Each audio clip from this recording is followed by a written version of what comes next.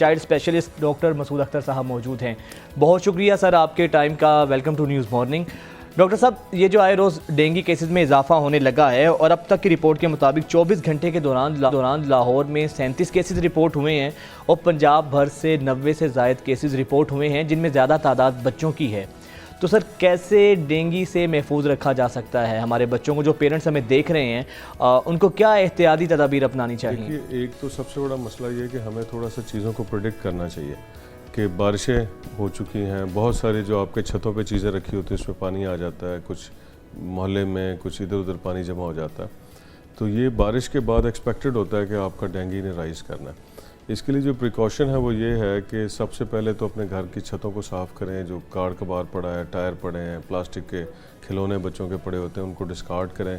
किसी भी चीज़ के अंदर अगर ओपनली पानी पड़ा है जो कि 3 से 4 दिन से ज़्यादा है तो उसको आप ड्रेन कर दें और दोबारा करें। इसी तरह घरों में गमले रखे होते हैं, उनके अंदर अगर नीचे ट्रे रखी है उसमें पानी आ गया उसको करें। यानी हमने हर वो जगह जहाँ साफ़ पानी इकट्ठा हो सकता है उसको करना। और क्वांटिटी कितनी हो, हम लोग कहते हैं बहुत बड़ी क्वांटिटी हो, लेकिन एक 5 रुपए का जो सिक्का है, अगर इतना चौड़ा पानी और इतना थिक पानी भी किसी जगह हो गया तो उसमें हज़ारों की तादाद में डेंगू का जो लार्वा है वो पैदा हो सकता है।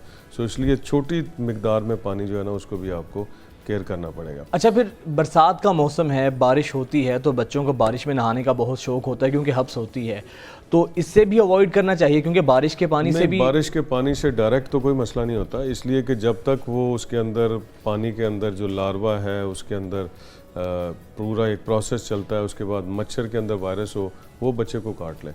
इसलिए डायरेक्ट बारिश में नहाने से कुछ नहीं होता, लेकिन कुछ प्रिकॉशंस हमने बच्चों को देनी है।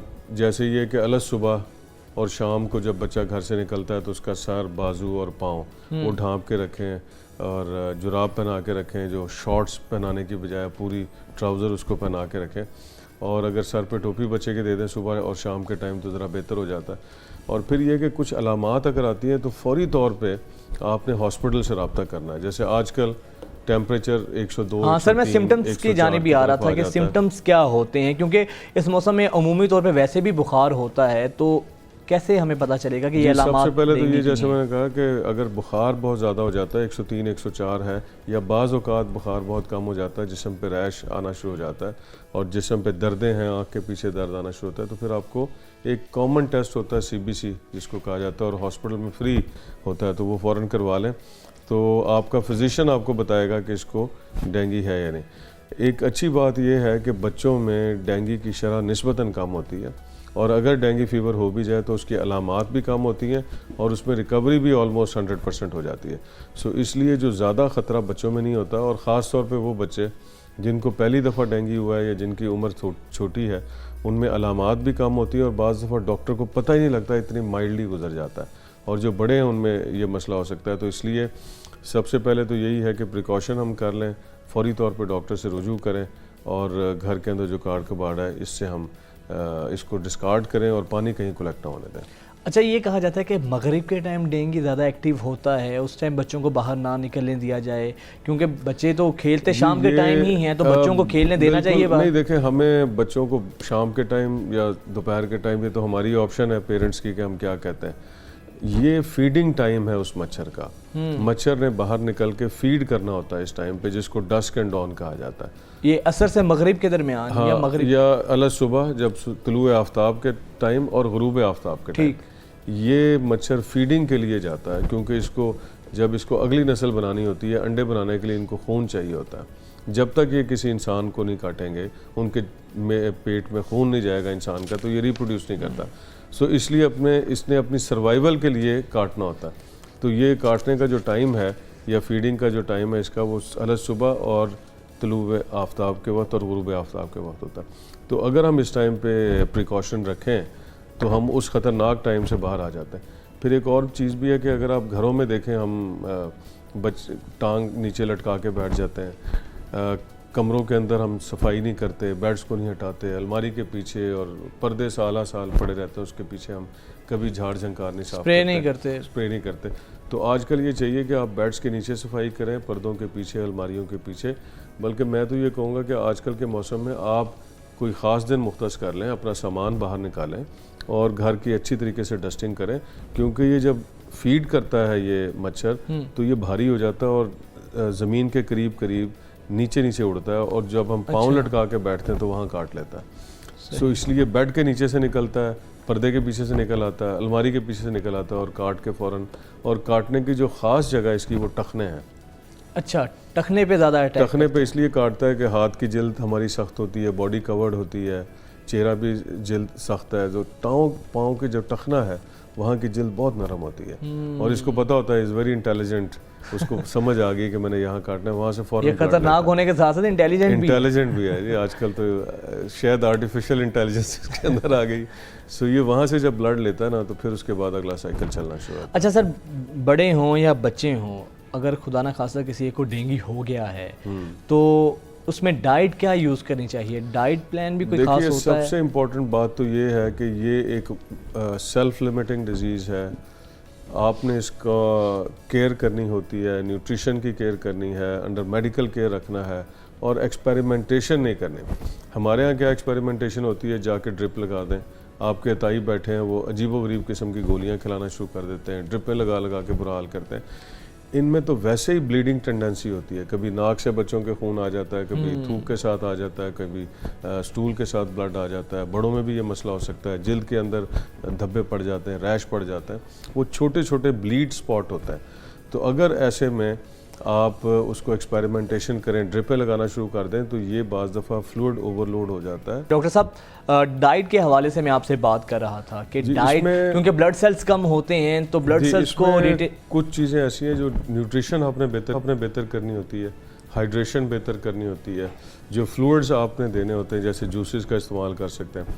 आपको याद होगा पपीता इसके लिए बड़ा मशहूर कंसिडर करते थे कि पपीते का रेट 4 गुना बढ़ जाता था, गायब हो जाता था, और इंटर प्रोविंशियल ट्रांसपोर्ट शुरू हो जाती थी उसकी। तो डाइट बेहतर करना ज़रूरी है, लेकिन अभी तक कोई प्रूफ नहीं हो सका कि किसी ख़ास डाइट से इसको बहुत ज़्यादा नहीं। तो ये जो पपीता इतनी बड़ी मिकदार में हम लोग एक मुश्किल से कहीं ढूंढ के लाते थे डेंगू के दिनों में, तो उसका भी कोई वाज़ेह नहीं पता कि इसका कोई फायदा? साइंटिफिक इतना प्रूफ नहीं है, बेहतर ज़रूर करता है, हाइड्रेशन की हद तक बेहतर है, न्यूट्रिशन की हद तक बेहतर है, पपीते की सूरत में लोग खा लेते हैं, कुछ उसका जूस बना के पी लेते हैं, उस हद तक ठीक है। लेकिन अगर कोई ये कहे कि इसके अंदर कोई एंटीवायरल प्रॉपर्टीज़ हैं या ये खाते ही ये ख़त्म हो जाता है, ऐसा नहीं है। हमारा ये भी तो सर एक अलमिया है ना, हर बंदा ही नीम हकीम बना हुआ है। किसी ने कह दिया, किसी एक ने कह दिया होगा कि पपीते का जूस पियो, तो सब उसी के पीछे चल पड़े। लोगों ने तो दरख्त तक उखाड़ के रख दिया कि जहाँ जहाँ पपीता लगा था उसको उन्होंने यूज़ किया।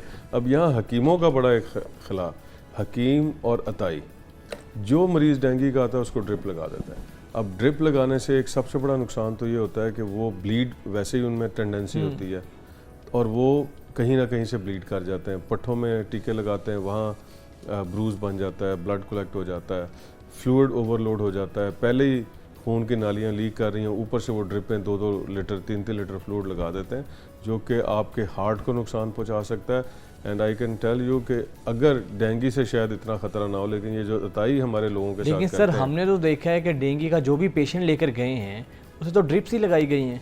नहीं, वो ड्रिप्स सरकारी हॉस्पिटल में ड्रिप लगाने का उस वक्त ज़रूरत होती है जब उसका फ्लूइड कम हो, और उसमें भी ख़ास किस्म की ड्रिप लगाई जाती है और मुख्तलिफ स्टेजेस के ऊपर मुख्तलिफ किस्म की हैं। कुछ ऐसी हैं जो सिर्फ और सिर्फ हॉस्पिटल और डेंगू की हद तक की है, जैसे डेक्स्ट्रॉन्स है, वो एक ख़ास लेवल पर जाके लगानी है। लेकिन ये जो अताई कर रहे हैं ये बहुत बुरी बात है। इसलिए मैं लोगों से आपके इस प्रोग्राम के हवाले से कहूँगा कि dengue almost 98-99% self limiting disease है, बच्चों के अंदर तो ऑलमोस्ट ठीक हो जाती है, कॉम्प्लिकेशन निस्बतन कम है, अवेयरनेस ज़्यादा हो चुकी है, डॉक्टर्स अब इसको लर्न कर चुके हैं, दुनिया में कंट्रोल है। इसलिए पैनिक नहीं होना, अपने करीब तरीन हॉस्पिटल से जाएं, डायग्नोस करवाएं और उसके बाद जो इलाज डॉक्टर तजवीज़ करता है, अताइयों के हथे बिल्कुल ना चढ़ें, अपने पैसे बिल्कुल ना लुटाएं, छोटे छोटे क्लिनिक्स जहाँ डॉक्टर नहीं बैठा उनके पास ना जाएं, बल्कि डायरेक्ट एक अच्छे गवर्नमेंट के हॉस्पिटल में जाएं तो बेहतर होगा। और दूसरी इम्पॉर्टेंट बात यह है कि जो इस वक्त हमारे पास डाटा आ रहा है वो ये है कि एक तो बीमारी निस्बतन कम है पिछले सालों के निस्बत, और दूसरा उसके अंदर जो प्लेटलेट का रेशो है वो भी बेहतर है। जो कई साल पहले ये ऑलमोस्ट ज़ीरो पे चले जाते थे, ब्लड सेल्स गिर जाते थे, ब्लड सेल जो प्लेटलेट्स गिर जाते थे, अभी जो हमारी ऑब्जर्वेशन है, जो डेली डाटा हम देखते हैं उसमें यह है कि प्लेटलेट्स एक ख़ास हद से नीचे नहीं आ रहे और कंडीशन इतनी ख़राब नहीं हो रही। उसके बाद डेंगू की जो कॉम्प्लिकेशन थी वो निस्बतन कम हो रही हैं। इसलिए मेरा ख्याल है लोगों को इतना अच्छा, पैनिक इम्यून नहीं करना सिस्टम कितना इसके अंदर मैटर करता है कि जिस शख्स का इम्यून सिस्टम स्ट्रॉन्ग है, पावरफुल है, उस पर कम देखिए इफेक्ट करता है डेंगू? इसमें पावर ये है कि जब एक साल डेंगू का हमला होता है तो उसके खिलाफ जिस्म के अंदर मुदाफ़ियत पैदा होती है। पहले हमले जब होता है तो जिस्म के खिलाफ मुदाफ़ियत पैदा होती है उस बीमारी के खिलाफ, और वो ना सिर्फ उस वायरस का अटैक ज़िंदगी में कभी नहीं हो पाता। यानी एक वायरस, इसमें 4 किस्म के वायरस हैं। जब एक वायरस हमला करता है ज़िंदगी में दोबारा वो वायरस हमला नहीं होता। नॉर्मली अगर हम पाकिस्तान की बात करें तो हर वक्त 1 या 2 किस्म के वायरस होते हैं। तो जब पिछले साल किसी शख्स को एक वायरस हो चुका है तो वो सारी उम्र के लिए उस वायरस के साथ तो डेंगू नहीं होता। अगर कभी दूसरा वायरस उसको अटैक करे तो उसके लिए भी 1 साल के लिए उसके अंदर डिफेंस आ जाती है। लेकिन जब साल के बाद दूसरा साल आता है तो फिर दूसरी किस्म का वायरस का हमला हो सकता है। अच्छा, डेंगू पेशेंट को ये हम देखते हैं उसमें नकाहत बहुत ज़्यादा हो जाती है, ये अलामात, दर्द बहुत ज़्यादा होता है, और ये सिम्टम का एक कॉम्प्लेक्स वो कासिर होता है। ये सिम्टम का एक कॉम्प्लेक्स है जिसमें बुखार, और कई सूरतों में ये भी देखा गया ख़ासतौर पे बच्चों में कि टेम्परेचर फॉल कर जाता है। यानी बजाय इसके कि 104 हो वो नॉर्मल से भी नीचे चला जाता है। हाँ। जिस्म में दर्दें होना और जिस्म के मुख्तलिफ हिस्सों पर रैश बन जाना, ये टिपिकल अलामात हैं। और बंदा ऐसे महसूस करता है जैसे इसको ख़ास तौर पे ना पहले हड्डी तोड़ बुखार भी शुरू में कह रहे थे, क्योंकि बोन्स के अंदर ऐसे महसूस होता है जैसे कोई बंदा हथौड़े मार रहा है, क्रश कर तो सर इसमें ये भी कहा जाता है कि ऐसी सूरत में आपको चलने फिरने से एहतियात करनी चाहिए, जितना ज़्यादा नींद पूरी कर सकते हैं, रेस्ट कर सकते हैं। देखिए, वायरल बीमारी का जो सबसे आसान तरीका है, चाहे वो नज़ला हो, ज़ुकाम हो, खांसी हो या कोई और वायरल हो जैसे डेंगू भी है, बेड रेस्ट करना, अपनी लिक्विड डाइट के ऊपर आना, थोड़ा सा अपने आप को ज़रा बेहतर करना न्यूट्रिशन वाइज, और वो बहुत ज़्यादा ज़रूरी है। इसलिए हमारे पास इनके लिए कोई ऐसी एंटीबायोटिक कोई नहीं है जो इनको वायरस को ख़त्म करे। सो ओवरऑल जो न्यूट्रिशनल है, और ख़ास तौर पे जो आपने बात की कि इम्यूनिटी की, जिन लोगों की सेहत अमूमी तौर पे बेहतर होती है, और यहाँ मैं ज़िक्र करना चाहूँगा जो बच्चे माँ के दूध पे पलते हैं उनकी न्यूट्रिशन डब्बे की निस्बत बेहतर होती है, और वो ना सिर्फ डायरिया और नमूनिया से बचते हैं बल्कि ये भी देखा गया है कि डेंगू और इस किस्म की जो वायरल बीमारियां हैं उनका हमला भी उन बच्चों पे निस्बतन कम होता है जो माँ के दूध पे पलते हैं। बिल्कुल सही, और इसमें एहतियात करने की भी ज़रूरत होती है। बहुत शुक्रिया डॉक्टर साहब आपके वक्त का।